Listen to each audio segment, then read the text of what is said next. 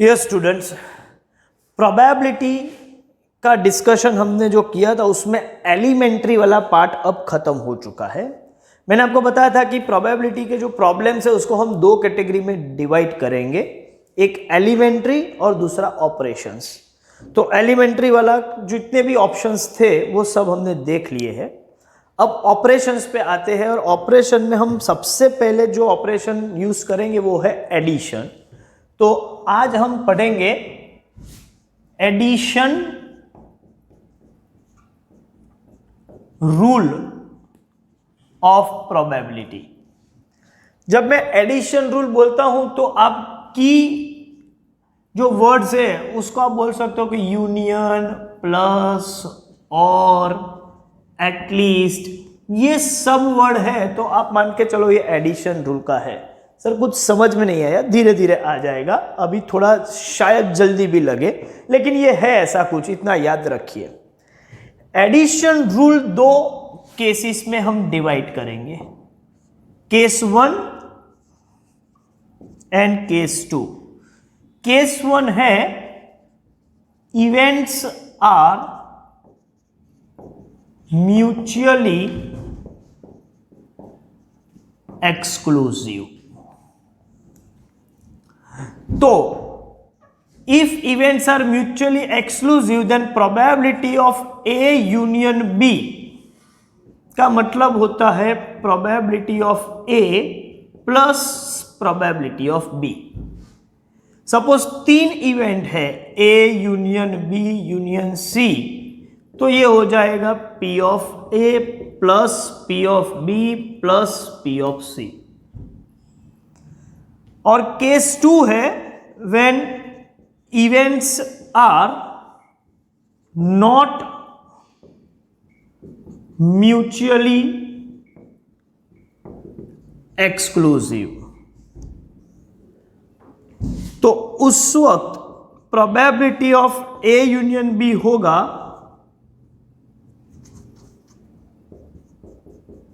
P of A plus P of B minus P of A intersection B।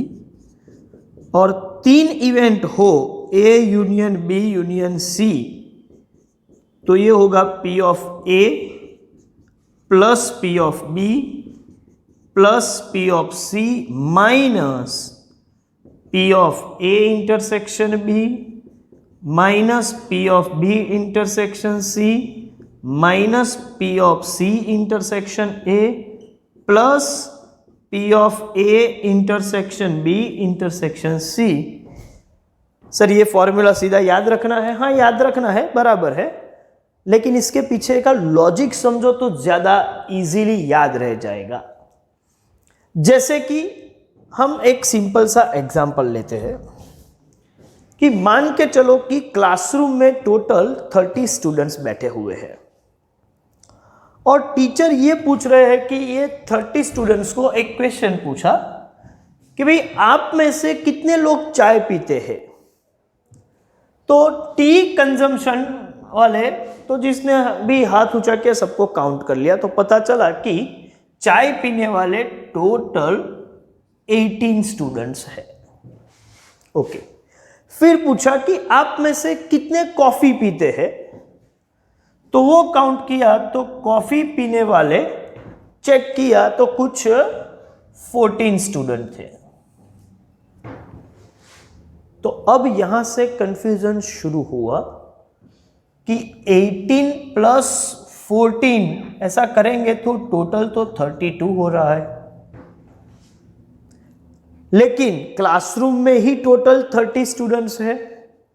तो इसका एक simple सा मतलब है कि 2 ऐसे स्टूडेंट हैं जिन्होंने चाय के वक्त भी अपना हाथ खड़ा किया था और कॉफी के, मतलब 2 बार वो काउंट हुए हैं, वो चाय में भी काउंट हुए हैं, कॉफी में भी काउंट हुए हैं। ऐसे 2 स्टूडेंट होने चाहिए तभी ये पॉसिबिलिटी बन सकती है। तो हमने फिर से चेक किया कि ऐसे कौन 2 स्टूडेंट है जिन्होंने 2 बार हैंड रेस किया था। तो वो 2 स्टूडेंट ने भी बोल दिया कि सर हम लोग थे। उन्होंने बोला भाई क्यों?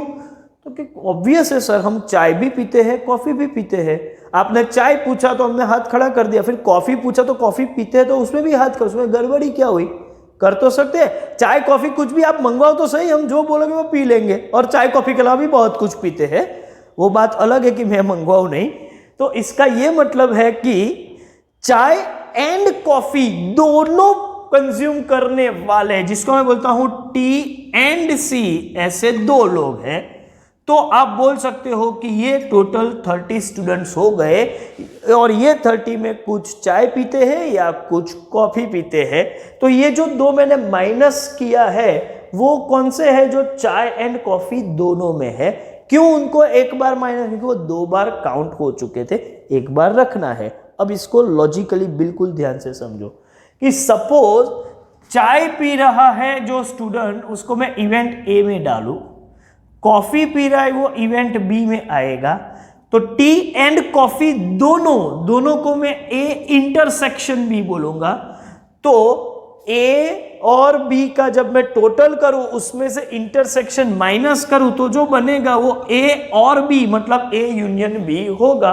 तो देख लो, यही है P of A union B is P of A plus P of B minus P of A intersection B, T and coffee both. तब जाके ये टी और कॉफी, इवेंट A और इवेंट B मुझे काउंट करना हो तो हम इस तरीके से कर सकते हैं। ओके, तो सिंपल सा टास्क है। देखो, इसका ये मतलब हुआ कि सपोज मुझे वेन डायग्राम से कैलकुलेट करना हो तो भी मैं कर सकता हूं। ये इवेंट ए है, ये इवेंट बी है, और ये हमारा सैंपल स्पेस यू या एस जो लिखे वो। तो पहले जब मैं ए का कैलकुलेशन करूंगा तो ये ए आ गया, फिर बी आ गया। तो ये जो पोर्शन है वो हमने ए में भी काउंट किया है, बी में भी काउंट किया, 2 बार काउंट हुआ है। तो हमने क्या किया, एक बार तो काउंट करना है।